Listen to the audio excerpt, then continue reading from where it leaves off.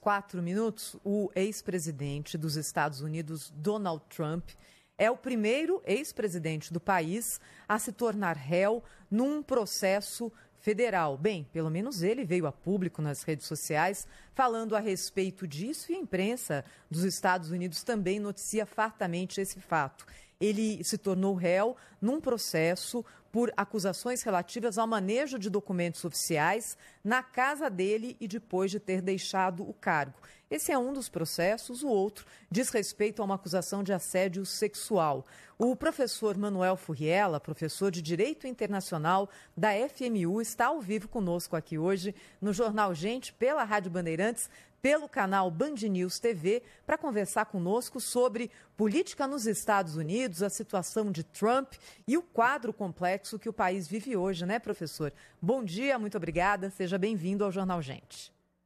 Bom dia, sim, realmente os Estados Unidos vivem um período interessante, turbulento nas disputas políticas. Queria começar falando então sobre a situação de Donald Trump, que nesse momento responde a uma série de processos e é claro que em política, professor, em qualquer lugar do mundo, espaço aberto é espaço ocupado.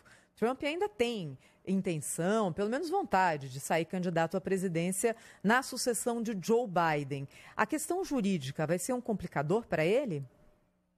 Bom, ele tem essas pretensões, ainda tem fôlego político, né, segundo alguns analistas, cerca de 20%, 25% do eleitorado americano é fiel a Donald Trump. Ele conseguiu conquistar, ele organizou esse perfil junto aos eleitores, então ele tem um fôlego eleitoral permanente, além de outros votos que ele pode conquistar, principalmente porque a gestão de Joe Biden não vive um bom momento.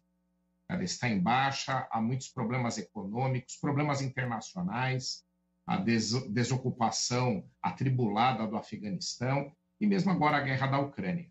Agora, em relação a aspectos jurídicos, né, é bom a gente lembrar aqui que nos Estados Unidos não há a lei da ficha limpa. Então, nada impede que um candidato, algum político se candidate a uma eleição americana, mesmo que tenha questões jurídicas, condenações ao seu redor. Mas, de qualquer forma, o que pode fazer com que os problemas jurídicos impeçam sua candidatura são uma prisão, que a gente acredita que não seja o caso. Se ele estiver condenado, cumprindo pena, obviamente, ele não vai poder, né, se candidatar, ou uma decretação, que também é improvável, de um tipo de pena por um juiz americano que preveja não só outros tipos de penalização, pode ser pecuniária, como foi agora em relação aos 5 milhões de dólares que ele teve que pagar, mas também proibi-lo de se candidatar. Isso é improvável, não é comum nos Estados Unidos esse tipo de abordagem, mas aqui no campo das probabilidades sempre há essa possibilidade. E a terceira questão envolve propriamente eventual desgaste político. Mas pelo que a gente tem observado em relação ao ex-presidente Donald Trump, estas questões jurídicas nunca foram um problema tanto para a sua candidatura anterior quanto para a atual. Então ele não vai perder popularidade, ele não vai perder força política, pelo menos por enquanto, em relação a essas questões. Professor, muito bom dia, bem-vindo aqui ao nosso programa. Essas acusações, essa perseguição mesmo, né, que a gente observa a Donald Trump nos Estados Unidos, isso não está vitimizando o ex-presidente e, portanto, melhorando as condições dele políticas, né, de reafirmar uma nova candidatura?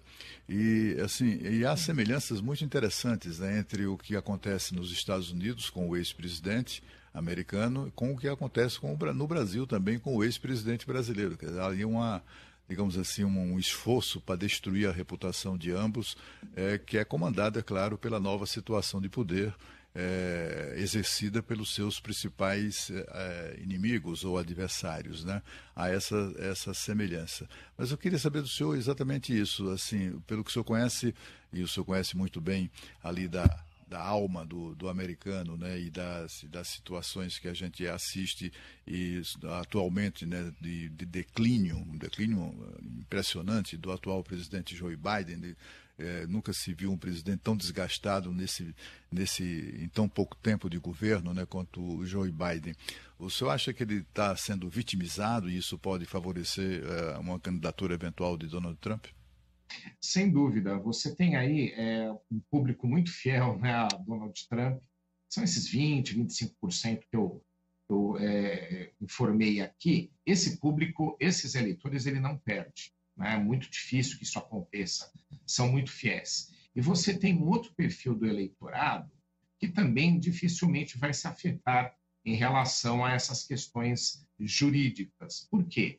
Porque Joe Biden passa por um momento difícil, né, por um momento muito crítico, como eu mencionei aqui, como você também afirmou nas suas corretas colocações. Isso é que está interessando mais aos americanos atualmente. Né? Então, eles têm memórias de um momento econômico muito mais promissor durante a gestão de Donald Trump e um momento atual realmente muito problemático, além dos problemas internacionais que eu também mencionei aqui, que também não estão sendo bem conduzidos pelo governo americano atual. Então, isso tudo faz mais, é mais importante do que propriamente outras questões, não é? Porque Donald Trump, ele não só demonstra nos seus discursos que ele se blinda dessas acusações, como ele parte da premissa, quando aparece esse tipo de situação, de que isso beneficia por uma demonstração de perseguição política.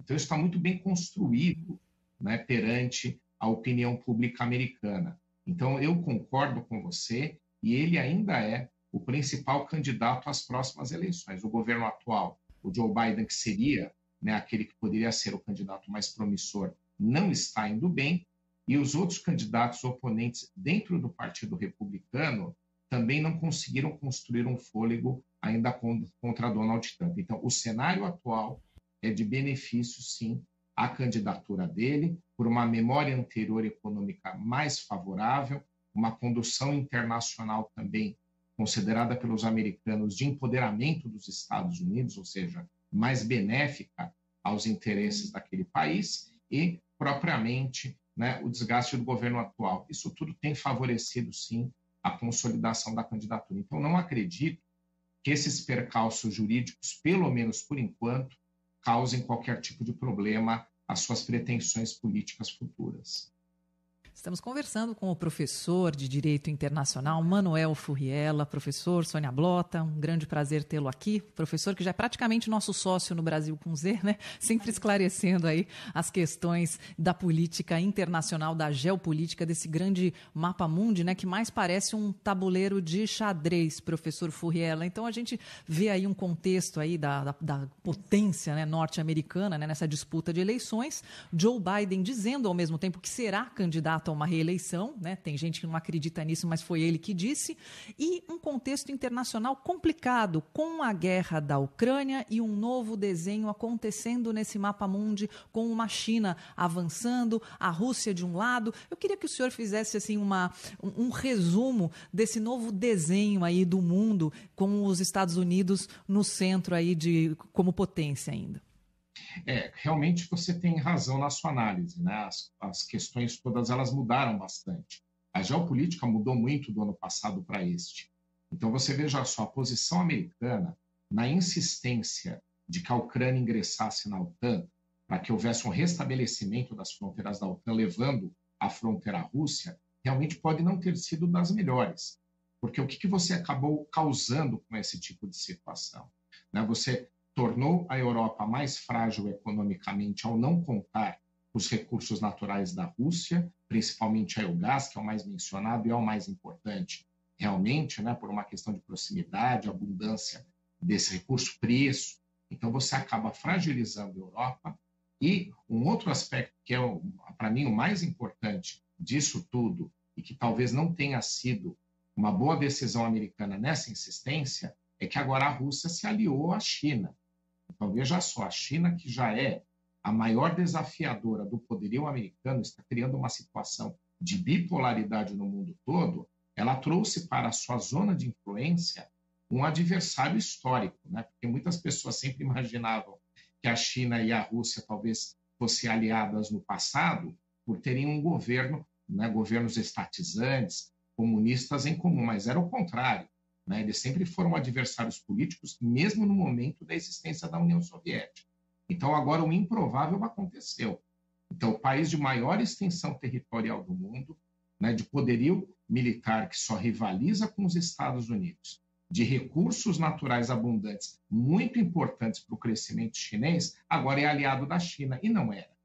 Né? Então, apesar de terem algumas agendas em comum, agora esse cenário, esse desafio, essa forma como tem sido conduzida a questão da Ucrânia por parte da política norte-americana trouxe essa situação.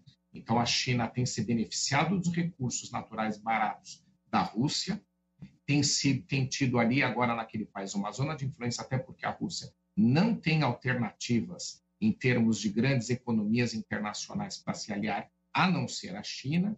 Então, esse cenário ele foi desafiador e mudou o mapa do mundo a partir de algumas decisões. Então, a premissa americana de que deveria, a partir deste momento, desgastar a Rússia, fazer com que ela gastasse o que tinha e o que não tinha nesse conflito, para que ela saísse menor, tem surtido esse efeito, mas tem surtido um outro muito adverso e eu acho que muito pior, que é fortalecer a China. Professor Manuel Furriela, deixa eu puxar a discussão então um pouco para o Brasil, porque o senhor relata muito bem esse deslocamento do eixo político e econômico do mundo em direção ao leste neste momento, não é? Com o enfraquecimento dos Estados Unidos e da União Europeia, gigantes ainda, é claro.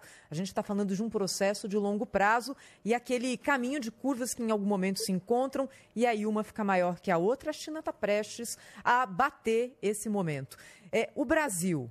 Estamos aqui no oeste, geograficamente falando, e em termos de alinhamento, historicamente, sempre estivemos muito mais próximos dos Estados Unidos do que dos países do leste. Ao mesmo tempo, hoje estamos dentro do bloco dos BRICS, com o Banco dos BRICS cheio de dinheiro e com essa vontade de alguns países de pegarem um espaço maior dentro desse redesenho da geopolítica. Nesse momento, o Brasil está mais para o oeste ou está mais para os BRICS, na opinião do senhor? Bom, era um discurso que a gente não deveria ter feito. Né? O governo brasileiro não precisava ter se posicionado a favor de nenhum dos lados. O Brasil não era demandado a isso, porque em alguns momentos foi. Né? Então, você veja, só para a gente dar um exemplo aqui muito claro. Durante a guerra, né, do Iraque, na Guerra do Golfo, em 1991, o governo brasileiro, era o presidente Collor, na época, ele foi muito demandado, né, pelo governo norte-americano a se posicionar contra o Iraque naquele momento, porque nós tínhamos muitos interesses econômicos, exportávamos muitos bens industriais para o Iraque naquele momento, inclusive vários dos equipamentos militares utilizados naquela guerra eram brasileiros, ou seja, o nosso interesse era enorme, mas o Brasil foi demandado a se posicionar e acabou indo para o lado a favor dos Estados Unidos, que era o lado economicamente mais interessante. Né? Minha crítica não é a nossa posição à época, mas a gente ter sido cobrado a tomar. Mas agora nós não fomos.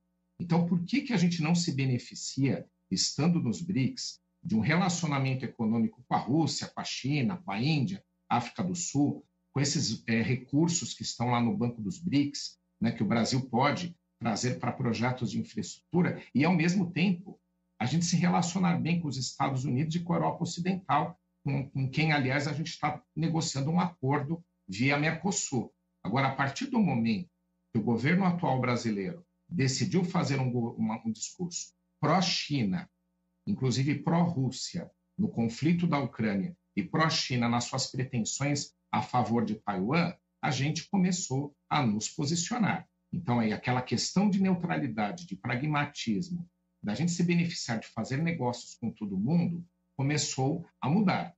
Então, eu acho que é um erro esse tipo de posicionamento. Né? A gente não precisava ter feito, não fomos cobrados a fazer, como em 1991, só para dar um exemplo aqui.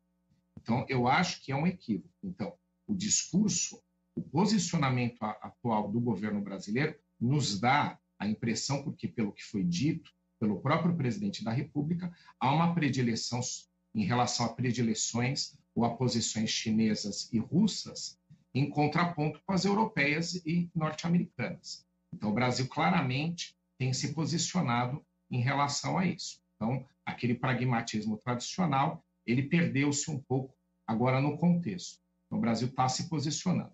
A gente tem ganhos econômicos nessa região, não tenha dúvida. Só que eu acho que a gente poderia aproveitar e ter ganhos em todos os lados.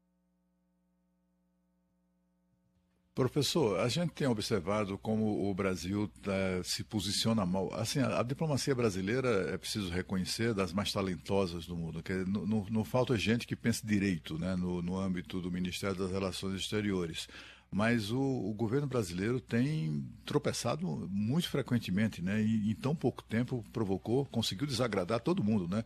Na guerra da Ucrânia desagradou todos os lados. Foi um vexame, né? A participação brasileira como convidado lá na reunião do G7 em Tóquio, né? O presidente da Ucrânia chegou a debochar do presidente do Brasil, né? Marcou uma visita e não apareceu. Foi um negócio constrangedor, né? Você considera que nesse primeiro momento assim o Brasil reduziu de tamanho, encolheu do ponto de vista da sua presença mundial? O Brasil se aproxima daquela definição que o governo de Israel já deu durante o governo Dilma de um anão diplomático? Estamos a caminho disso, professor?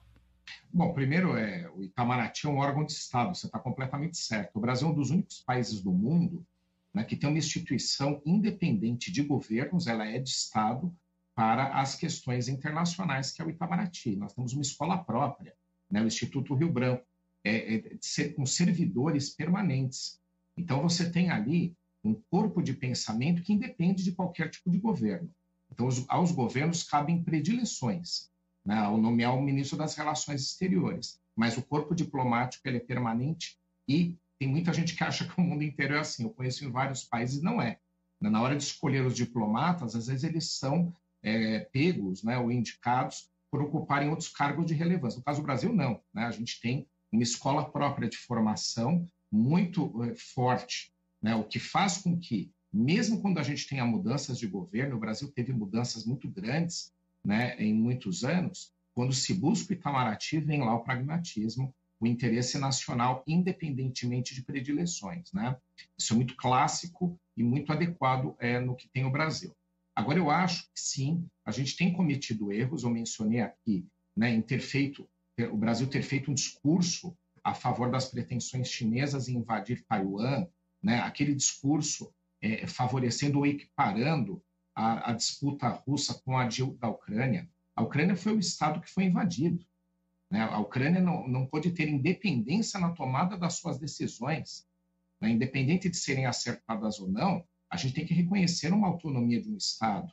A invasão russa foi contra essa autonomia, contra essa independência. E você tem tribunais internacionais que condenaram a invasão. Aí o Brasil vai lá e faz um discurso, né, colocando as condições russas iguais às ucranianas, né, que a Ucrânia teria cometido erros também. Então, assim, veja só, são erros, são equívocos na política externa.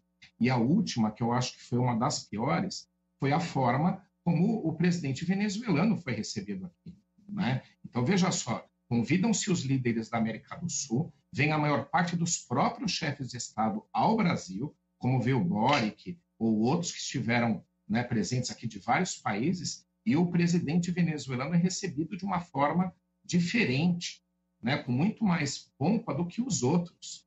Então, a gente não mostrou nem igualdade, isonomia na hora de receber os chefes de Estado aqui. E depois se desfaz, né, ou diz que é uma narrativa, constatações de organizações internacionais e até mesmo de ONGs como a Human Rights Watch sobre o que está acontecendo de grave na Venezuela. Você tem desrespeito aos direitos humanos, 6 milhões, ou seja, o dobro da população do Uruguai, 6 milhões de venezuelanos saindo do próprio país a caminho de outros na fuga, né, de perseguição política, na fuga da miséria, da pobreza, e o que fala-se que isso é uma narrativa, né? Então, assim, eu acho que também foi um outro erro. Podia se receber o presidente venezuelano como os outros, né, trazer a oportunidade à Venezuela de se redemocratizar. Eu acho que aí talvez a gente fizesse algo de útil para aquele país e para a América do Sul, e trata-se de uma forma diferente em relação aos outros. Então, essa sucessão de equívocos, eu acho que não chega a fazer com que o Brasil seja um anão internacional na política, né? Acho que até houve um pouquinho de exagero,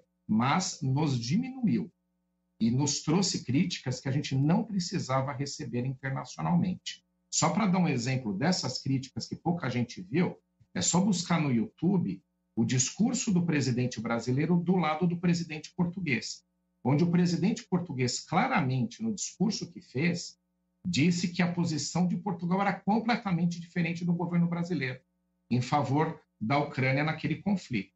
Então, ali um desgaste em público que o presidente e o governo brasileiro não tinham nenhuma necessidade de ter sofrido. Então, acho que sim, a gente trouxe críticas internacionais que a gente não precisava e a gente sai diminuído neste ano. Professor Manuel Furriela, professor de Direito Internacional da FMU, conversou conosco ao vivo aqui no Jornal Gente desta sexta-feira. Obrigada, professor. Até uma próxima. Um bom fim de semana para o senhor, hein? Bom final de semana a todos. Obrigada. E olha, na sequência aqui do Jornal Gente, nós vamos falar sobre a final da Champions League. Manchester City e Inter de Milão, jogaço amanhã. Os detalhes já aqui na sequência do Jornal Gente. Na